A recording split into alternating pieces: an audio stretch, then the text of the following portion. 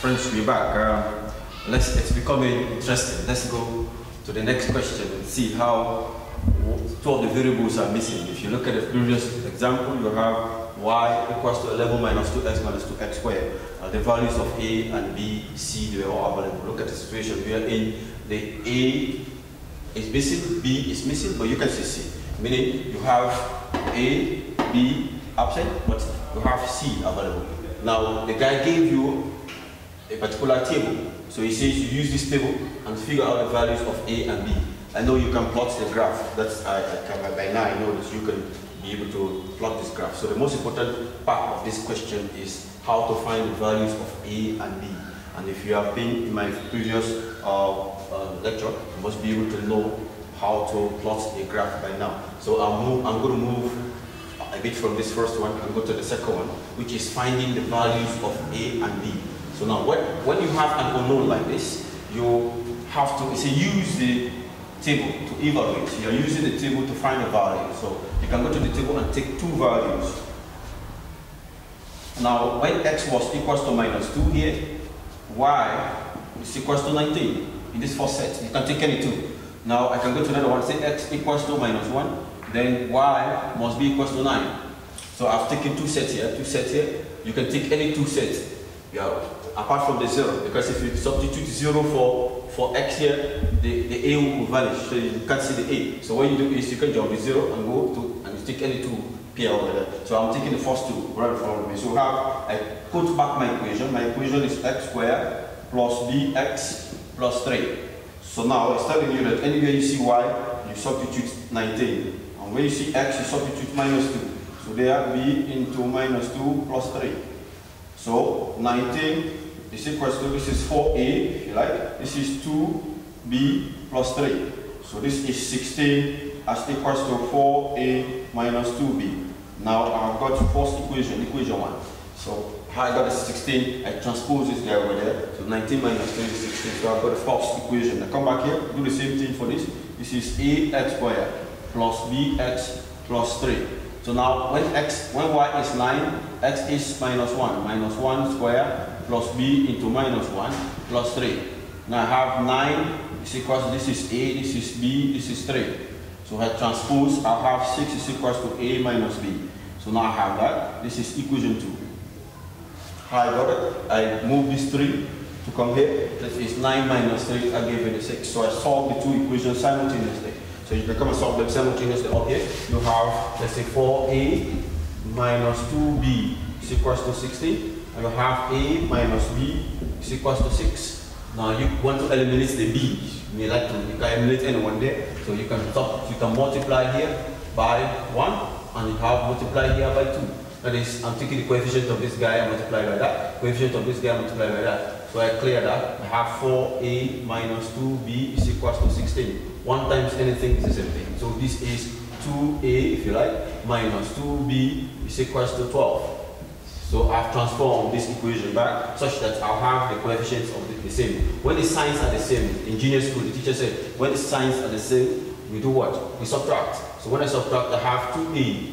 When I subtract these two, the 2 vanish. So I have this equation, subtract this and this will give me 4. So this is 2, this is 2, so a is equals to 2. So I got a.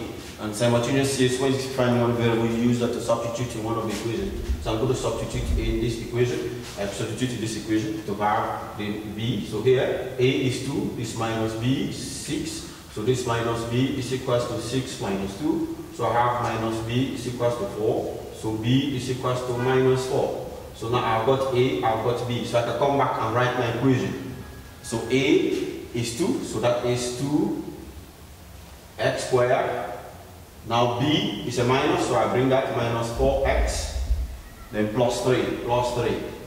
Now don't be complacent. See, this is the equation. You have to verify by using you've used the table there. So let's substitute minus 2 for x and see if we can get 19. That confirms whether your equation is correct or not. So have y equals to is 2 into, I'm substituting for minus 2. There is minus 2 all square. This is 4 into minus 2, then plus 3. So this guy gives me 2 into 4 minus 8. That's plus now. Minus times minus is plus. They have plus 3. So I have this. This is 8. this is 8, this is 3, this is 16, this is 3, and this is 19. So I've got back my 19 over there, which has meant that that equation must be the correct equation. So now that is how you find the values of x and y. So now what I will do is you are supposed to go plot and find the gradient at x equals 3. I'm going to show you a technique how to find the gradient at x equals to 3. So let's follow up this technique. Now we said for a function that is a x raised to the power n. If you do not understand this, don't disturb yourself. I just want you to be sure of the value you're going to get for the gradient when x equals to 3. So now we said for the differential coefficient, we said it's the same as finding the gradient. The gradient is the y over the x, meaning y2 minus y1 divided by x2 minus x1. It's the same here. So now it is all about that n. That n will drop and the n reduced by 1, if you like. That is it here. So if you know that function, so now collect the equation. The equation is, you can write the equation properly now. You now know your equation. So it is 2x squared minus 4x plus 3. That's your equation. Now you're coming to find the gradients. Now this is the y, the x. Now you said it is all about that n. That n will drop before that a, and that n, same n reduced by 1. So that n will drop before, the n will drop before that a, and the same n reduced by 1. And there is a 1 here. So that 1 will also drop before the 4, and the same 1 will reduce by 1. Then you have 0. The differential of a constant is already 0. You know that already. So now dy and dx is equals to, this is 4x. That is 4x. This is 0. Any letter or number raised to the power 0 is 1. 1 times minus 4 is minus 4. So I've got my differential equation. So now if I want to know the gradient, I'm now going to find the value of x. What is the gradient when x equals to 3? Now fix it right in there. This is y, x is equals to 4. Anywhere you see x, I put that. This is 3 minus 4. So this gives you 12 minus 4. So the gradient was supposed to be 8. So if you now use your graph, you have y2 minus y1, x2 minus x1. Your answer must be 8. Anything other than 8 is not correct. So this is not supposed to be shown. I repeat this, please. Don't show this solution on your answer script. You have to, it's just a way of verifying the answers you get over here. Because your business that day is to get marks, but make sure you get the mark genuinely, no cheating. But make sure you show this thing only on your question paper, because the question paper is taken from you. You don't show this work on the answer script. It's not part of your solution. So let's see how this one plays again. This is November. Let's see how it is playing again in June. The same idea. Now this is another complex graph. The guy is still asking you to find, instead of now finding A and B only, he is asking you to find the value of A, B, C using this equation. Now here, there's no table like that. You don't see a table. Now when you saw a graph, the graph is drawn for you. It means it came from a table. There is already a line drawn somewhere. So this is a multiple graph where you have a curve and you also have a line, and the line is cutting across the curve. So look at it. Since you can identify a line, this is a line, and it's already labeled there according to the question, and this is the curve. That is the one that gives the parabola. So now this is telling you find the root of this equation and this. So now if you have, now the equation is x squared bx plus c equals to mx plus k. So if you look at this equation, you will see that the left hand side is defining the curve. So it is a curve. And the right hand side is defining the line as the line here. So this is the line. Now equal to means intersect. So where the two graphs, the line and the curve intersect, that position is where you can find the root of this whole equation. So now they intersect here and they intersect there. So you take your ruler, draw a line to touch the x-axis. All roots are red on the x-axis. All the roots are red from this x-axis. So now this one is x equals to 1.5, if you like, this one here. And this other one also is x equals to minus 1.5. So the root of that equation, this equation is this. That is where the curve and the line intersect. Now, he's asking you to draw the axis of symmetry. So it means you're going to verify the value of A and B and C in this case. So the same procedure, you can come back here, you can read the roots of the curve, the root of the, since this three variables are from this graph, so you can verify it from the graph, from the curve. So you come back to the curve. You can connect. This is, as usual, this is when x equals to -1. This is -1. Y is equal to 0. At that point, I'm reading here, this is -1, 0. Here also, this is 2, 0. So when x is 2 here, y is 0. So I've got the two values that I did over there. Now, but there's a third value you need to seek for. That guy is the c. And that c is where the curve cuts the y-axis. So I know the c already. So this is my c. It's where the curve cuts the x-axis. So the y-axis. So that is, so c equals to 2 there. And now c equals to 2.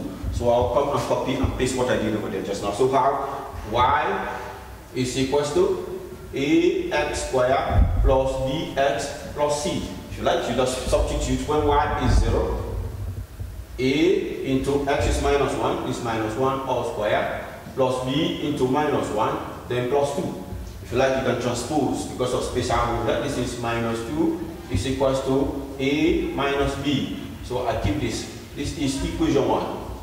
What I did is to transpose this 2 over there. Now I come back here. This is the same. This y equals to ax squared plus bx plus c. This is 0 and this is a into 2 squared plus b into 2 plus 2. So I substituted all. So now I transpose that. I have -2 is equals to 4a plus 2b.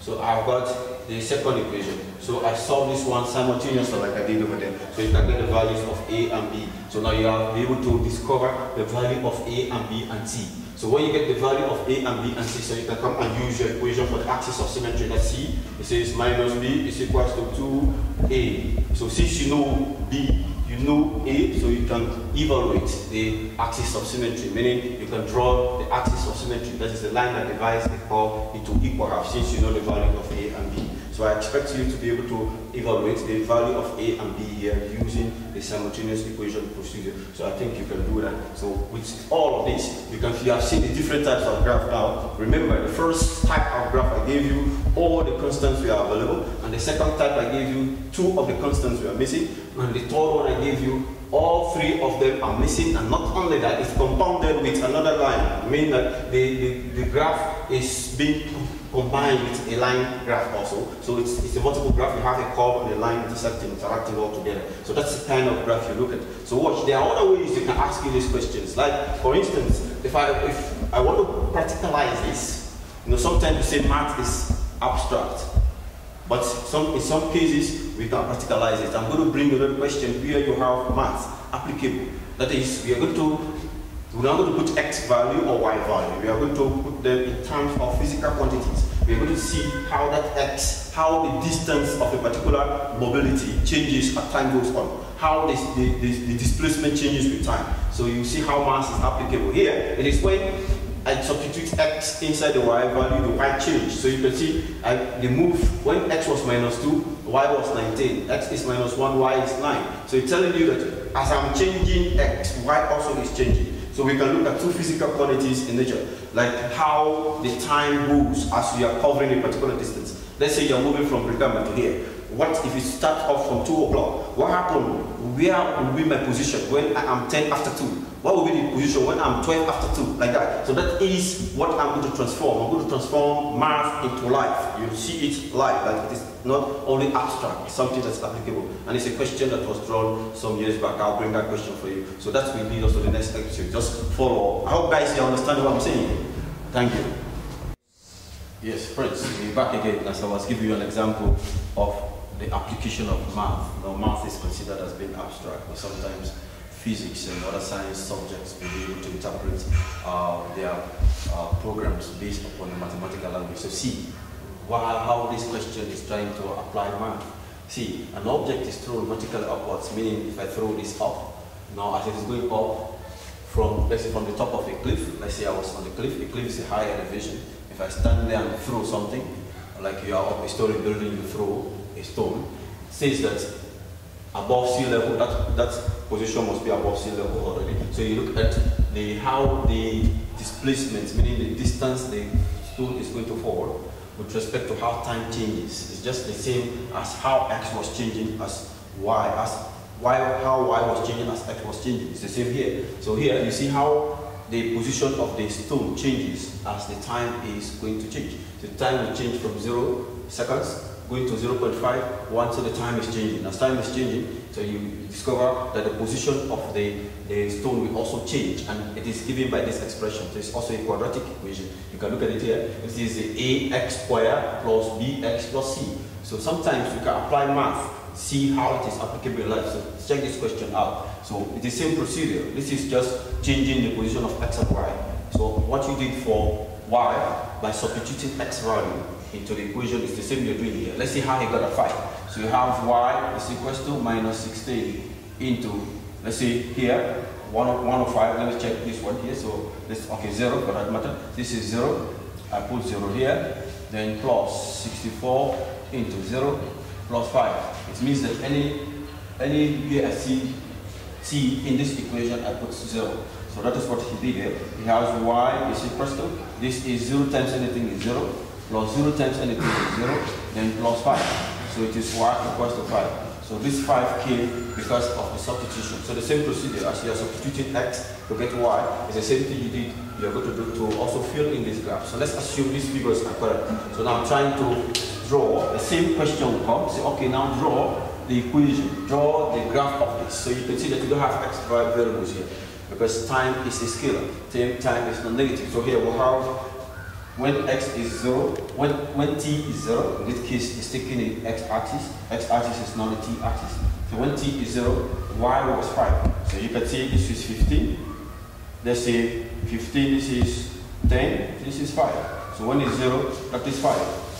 So I have t0, y is 5, t0, y-axis 5. 0.5 is 33. This is midway here. Midway here we give you, this is 30, this is 45. So let's say 30 we give somewhere here. So here, I get that. So we see 53. This is 50, so maybe you get 53 somewhere there. 53. So on, this is 65. 65 somewhere there. So 65. So on, 69. So you can see that 69 somewhere here. So you can punch in the other values and you see that it's a graph that is going to go up significantly. It's going to rise up like that. So you can see that this graph goes up. It's also a curve because t is a power of 2. So you can also figure out some of the questions here. He can ask you a question, say, what's the value of, what will be the position of the stone when the time was 1.5? What will be the position of the stone when the time was 1. He will not give you this, maybe say 1.6. So 1.6 is somewhere around here. What will be the position of the stone? So I go there and touch this, and I'll read the position of the stone when it was 1.6. Let's say this is 1.6. So it will be, what's the position of the stone when the time was 1.6? You can do it vice versa. You can turn it upside down. You can also say, at what time will the stone be 80 or will be 75. So 75 is somewhere here. This is 75. This is 60. This is 75. At what time will the height of the stone will be 75? This is 75. So I go through, I touch, I read down, I read this figure. So it can go both ways. It can give you a time and find the position of the stone, or it can also give you the position of the stone and find the time of that stone. So that is another type of graph. So you expect graphs like this, like 2014, it was something like this. It was because there was some physics inside here. It's baffled the student, but it's the same quadratic graph. Here, it's here, so you expect it to bow down. It's going to be a graph that will come down because there's a negative before the x there. So if you follow up this equation, you see that it's going to go down to the y-axis some way. So look at the same equation over there. Now this one is trigonometry graph. Now trigonometry graph, you have no negative for x there. It's all based upon the base. These are angles. So now angles. So this was 2016. But before I get there, I still want to remind you on graphs like this, you'll be asked to draw the graph, the equation, or to plot a graph when the roots of the equations are given. Like for instance, I have a graph like this. Now this is cutting at -1 and cutting at 4. Now this is the graph drawn for you, but now you are asked to find the equation. Now let's say this is cutting here as 4, no problems like that. But I want to find let's say you're already given this, so you just want to draw the equation. So you can find the roots of the equation. The root of the equation is x equals -1 and x equals 4.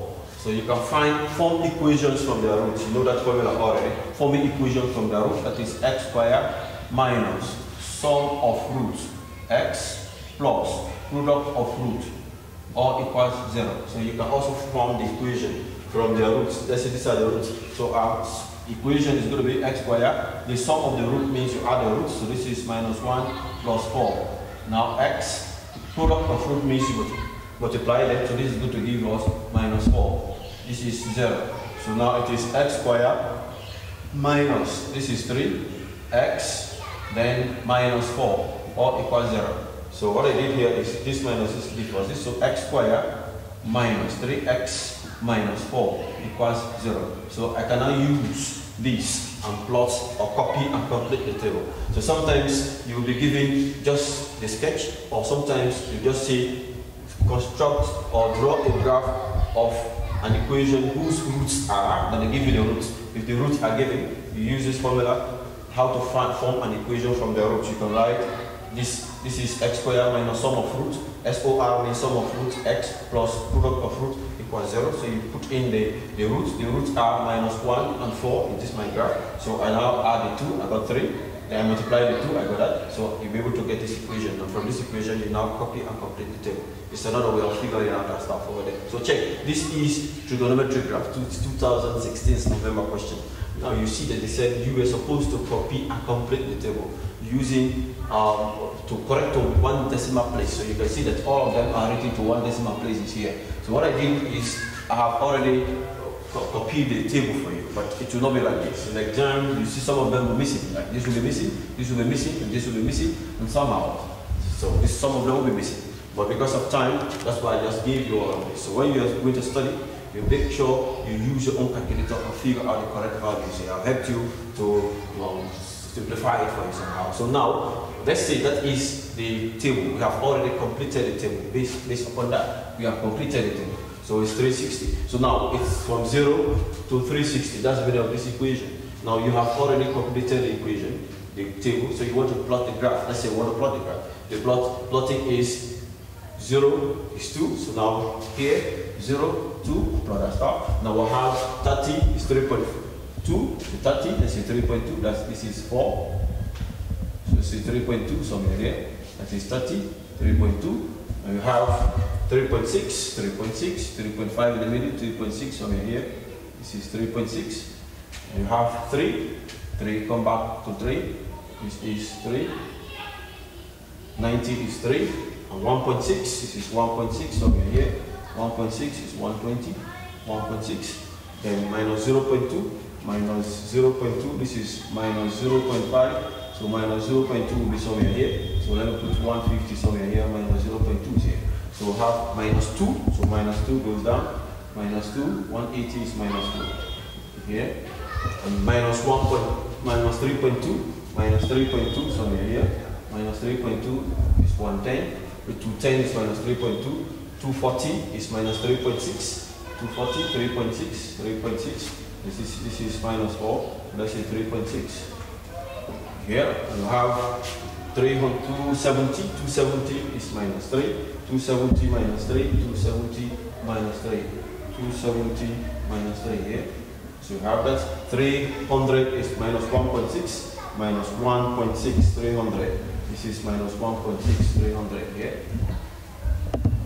330 is 0.2. 0.2 somewhere here. 330, 0.2. And you have 362. 362. 362. So we have 2 somewhere here. So you can see that it's a graph that is going to go round. This is somewhere here. It goes right from there to that point. To that point. This is freehand also. You use freehand. Freehand to go down. Freehand to go down. Down there. Go right up. And you go through this and to that. My blackboard is too tight, but I think you can understand what I'm saying. So this was 2016. That is trigonometry graph.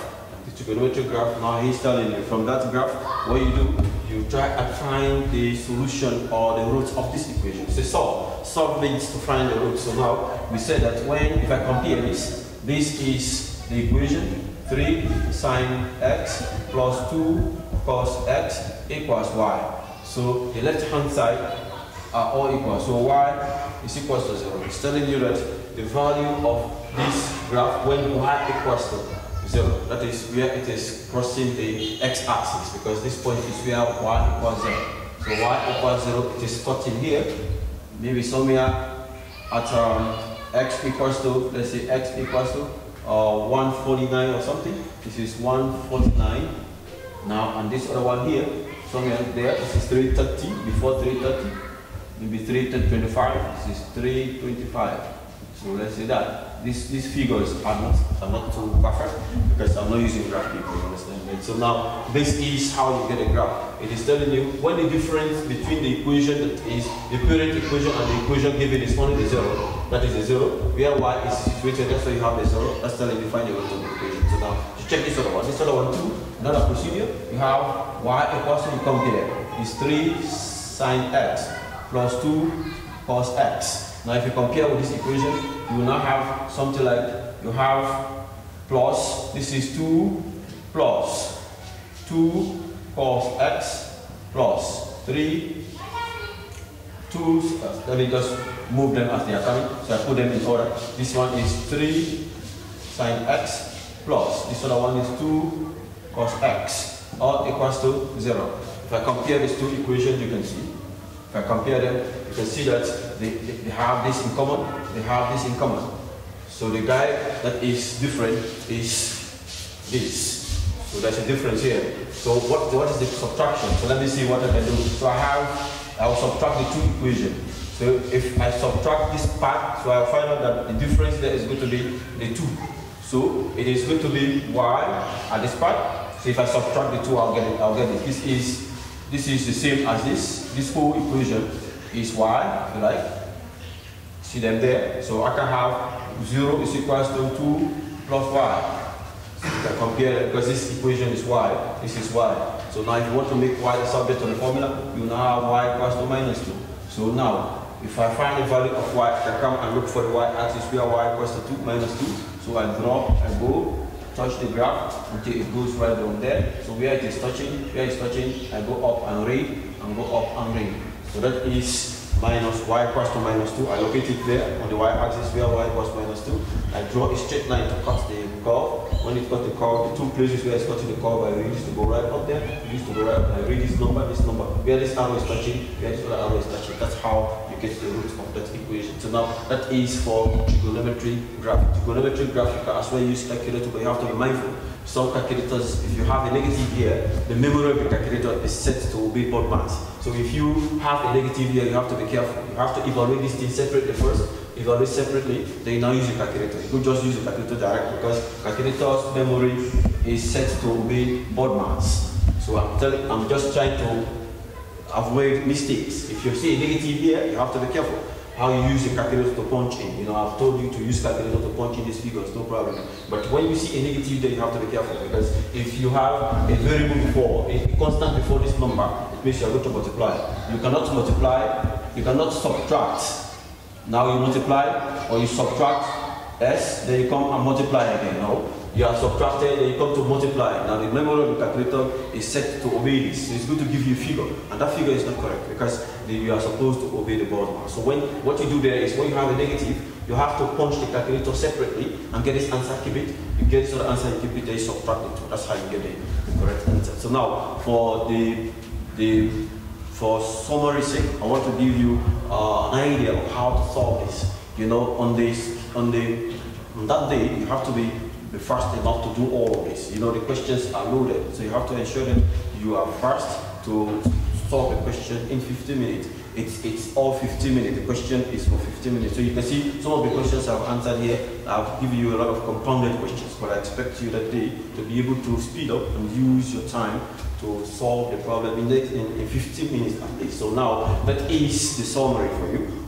watch out how you evaluate the quadratic graphs. Now, I've given you an idea. I said if you want to find the root of the equation, you ensure that first of all you use your question paper and do the almighty formula or any other form of finding factorization. You can use completing the square and you get the values of that x. That value of the x is where the curve should cut the x-axis if you want to try it that way, so that you can get all the questions exactly. And if you want to find the maximum value, remember maximum values are from this kind of graph N shape. So you draw a line through there and touch this place, that is where that y value. Maximum values are all y value. I just give you how sometimes you can also use, you can solve the problem, but the way you register your answer will reduce your mark. You know, all roots, note this, all roots are x values. All roots are x values. All maximum and minimum values are y values. So if you calculate your y value, your minimum, your maximum, and you do not register it as a y value, it means you have not answered the question. If you also can solve using almighty formula or the graph to find the roots, if you don't register it as an x value, it's all not correct. So you have to make sure and if you don't label your graph, you must be able to label the graph, the y-axis, and the x-axis as well. If you don't label the graph, then it's also going to be, your marks are going to be deducted. So make sure you draw a table you copy and complete. Note this, the way you're going to copy and complete the table is not important. It is what you put on in this box that is important. So what you do is, don't use a method where you're going to take a lot of time to figure out the answers for these boxes. So what you do, you find the shortest method, that is using the calculator. Punch your calculator. Try to interact with the calculator as you interact with your mobile phone. I think I can stop here for now. We will see again as we continue the next topic. Watch out for circle geometry.